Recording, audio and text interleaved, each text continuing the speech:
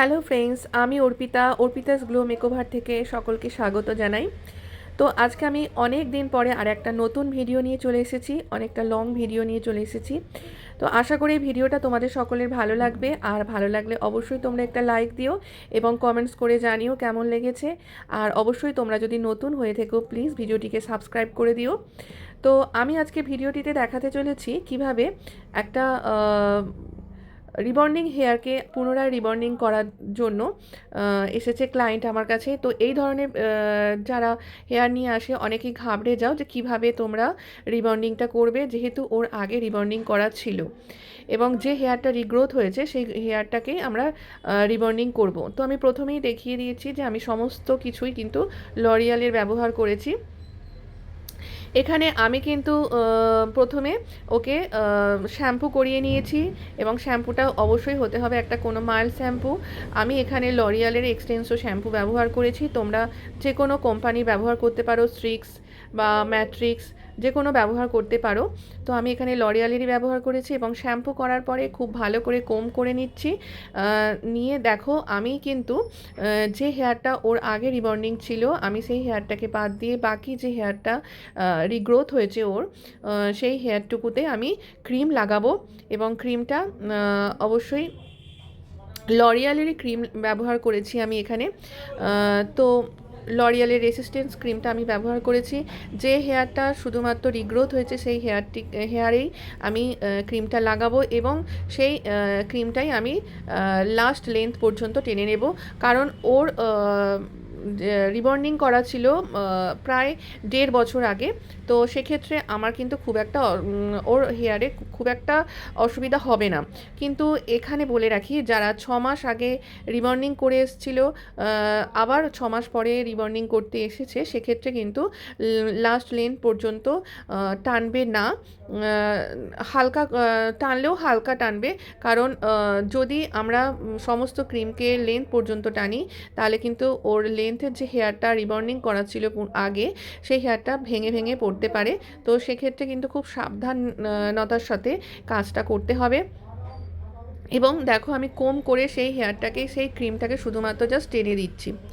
তো এইভাবে আমি সমস্ত হেয়ারে ক্রিমটা লাগাবো এবং ক্রিমটা কিন্তু খুব গুরুত্বপূর্ণ। ক্রিমটা লাগানো খুব টাইম সাপেক্ষ, একদম 20 থেকে 25 মিনিটের মধ্যে সমস্ত হেয়ারে কিন্তু ক্রিমটা লাগিয়ে ফেলতে হবে। তাই খুব যত্ন সহকারে এবং খুব তাড়াতাড়ি এই কাজটা করতে হবে। তো যারা নতুন আছো তারা কিন্তু খুব ভালোভাবে প্র্যাকটিস করে তবেই তোমরা এই কাজটা ক্লায়েন্টের মাথায় করতে যেও, না নয়তো কোনো রকম যদি ভুল ভুল কিছু করে ফেলো বা কোনো টাইম যদি বেশি নিয়ে ফেলো তাহলে কিন্তু একদিকে হেয়ার হয়ে যাবে এবং একদিকে হেয়ার হতে বাকি থাকবে, সেক্ষেত্রে কিন্তু খুব অসুবিধায় পড়বে। তো দেখো আমরা ক্রিমটা লাগানোর প্রায় 25 মিনিট পর আমি কিন্তু এই হেয়ারটাকে টেনে টেনে দেখছি যে হেয়ারটা হয়েছে কিনা। এক্ষেত্রে হেয়ারটা হয়েছে কিনা কি করে বুঝবো, সেজন্য দেখো একটা হেয়ার টানছি এবং এইভাবে যদি কার্ল হয়ে যায়, বাউন্সিং হয়ে যায়, তাহলে কিন্তু বুঝে নিতে হবে যে হেয়ারটা হয়ে গেছে। এক্ষেত্রে দেখতে পাচ্ছি যে ওর হেয়ার হয়ে গেছে। দেখো আমি অনেকবারই 2-3 বার করে তোমাদের দেখাচ্ছি যে এরকমভাবে বাউন্সিং হয়ে যাচ্ছে এবং এইভাবে যদি কার্ভ হয়ে যায় তাহলে বুঝতে হবে যে ওর হেয়ার হয়ে গেছে। কিন্তু এখানে বলে রাখি, যদি ওর হেয়ারটা কেটে যেত তাহলে কিন্তু বুঝে নিতে হতো যে ওর হেয়ারের রিবন্ডিং হতে আরও অনেকটা বাকি আছে। তাই তোমরা 25 মিনিট পরে যখন দেখবে তারপরে পরে কিন্তু 5 মিনিট অন্তর অন্তর তোমরা দেখতে থাকবে। কোনো হেয়ারে 1 ঘন্টা হয়, কোনো হেয়ারে আবার 25 মিনিটেও হয়ে যায়। এরপরে দেখো আমি ওটা কিন্তু ইমলশন করলাম। ইমলশন করতেই হয়। এক্ষেত্রে ইমলশন করলে যে হেয়ারগুলো ওর রিবন্ডিং হতে বাকি ছিল সেগুলো কিন্তু বন্ড ভেঙে যাবে। তো দেখো আমার সমস্ত হেয়ার হয়ে যাওয়ার পরে আমি খুব ভালো করে ওয়াশ করে নিয়েছি এবং এখানে আমি স্ট্রেটনিং করছি এবং স্ট্রেটনিং করাটাও ভীষণ গুরুত্বপূর্ণ। স্ট্রেটনিংটা কিন্তু খুব পাতলা পাতলা সেকশান নিয়ে করতে হবে এবং একটা সেকশানে কিন্তু 10 থেকে 12 বার স্ট্রেটনার টানতে হবে এবং যতবার স্ট্রেটনার খুব ভালোভাবে চেপে চেপে স্ট্রেটনারটা টানতে হবে এবং এইভাবে কিন্তু ওর হেয়ারে পলিশিং হয়। এইভাবে যদি হেয়ারটা 10 থেকে 12 বার করা হয় কিন্তু ওর চুলটাও ভীষণ গ্লেজি হবে এবং স্ট্রেটনিংটাও খুব ভালোভাবে হবে। তো এখানে আমি বলে রাখি, এখানে আমি একটা স্ট্রেটনার ব্যবহার করেছি ক্রাইলন সরি একটা স্ট্রেটনার ব্যবহার করেছি মিস্টার বারবারের, এবং একটা স্ট্রেটনার ব্যবহার করেছি আইকনিকের। তো স্ট্রেটনিং করার ক্ষেত্রে কিন্তু আইকনিকের স্ট্রেটনার ভীষণই ভালো। এবারে দেখো আমার সমস্ত হেয়ার স্ট্রেটনিং হয়ে যাওয়ার পরে আমি কিন্তু ওকে নিউট্রিলাইজার ব্যবহার করেছি। নিউট্রিলাইজারও এখানে ব্যবহার করেছি লরিয়ালের। নিউট্রিলাইজার ব্যবহার করার ক্ষেত্রে খুব একটা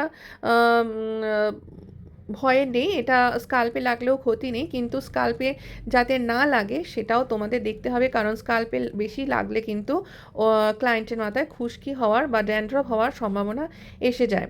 তো দেখো আমার নিউট্রিলাইজার লাগানোর প্রায় 20 মিনিট রাখার পরে আমি হেয়ারটা ওয়াশ করে নিয়েছি, এবং ওয়াশ করার পরে রেজাল্ট তোমাদের সামনেই। তো তোমরা জানিও যে ওর রিবন্ডিং কেমন হয়েছে। এটা ওর ফুল হেয়ার রিবন্ডিং। দেখো তোমরা এইভাবেই যারা নতুন আছো তোমরা কিন্তু এইভাবে রিবন্ডিং করতে পারো। তো যারা যারা এইভাবে রিবন্ডিং করবে আমাকে একটু কমেন্ট করে জানাবে যে আমার ভিডিও দেখে তোমাদের কতটা উপকৃত হয়েছে, তোমরা আমাকে অবশ্যই জানিও। আর প্লিজ ভিডিওটিকে লাইক, কমেন্টস এবং শেয়ার করে দিও, এবং যারা নতুন আছো অবশ্যই সাবস্ক্রাইব করে দিও।